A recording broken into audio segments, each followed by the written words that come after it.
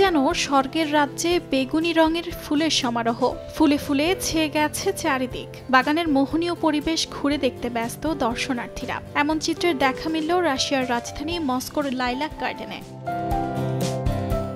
মস্কোর উত্তর পূর্বে অবস্থিত ঐতিহাসিক বাগান লাইলাক গার্ডেন একসময় যা ছিল বিশিষ্ট সোভিয়েত লাইলাক প্রজননবিদ লিওনিড কোলিসনিকভিকের পরীক্ষামূলক ক্ষেত, এখন তা পরিণত হয়েছে জনসাধারণের জন্য উন্মুক্ত এক ফুলের বাগানে, যেখানে ফুটে ওঠে লিওনিডের হাতে বেড়ে ওঠা শত শত লাইলাক ফুল। জানা যায় ৭০ বছর আগের লাইলাক ফুলের জাত এখনো টিকে আছে এই বাগানে। লাইলাকগুলো সুন্দরভাবে ফুটে উঠেছে। বেশ কয়েক বছর ধরে আমরা এখানে আসছি, এই সুবাস এবং অবিশ্বাস্য সৌন্দর্য উপভোগ করছি। ১৯৬৮ সালে লিওনিডের মৃত্যুর পর দীর্ঘদিন লাইলাক গার্ডেন ছিল অবহেলিত, হারিয়ে যায় বহু দুর্লভ ফুলের জাত। তবে এখন রুশ ফুলপ্রেমীরা এগিয়ে এসেছেন এই বাগানটির ঐতিহ্য রক্ষায়, জানায় সংশ্লিষ্ট কর্তৃপক্ষ।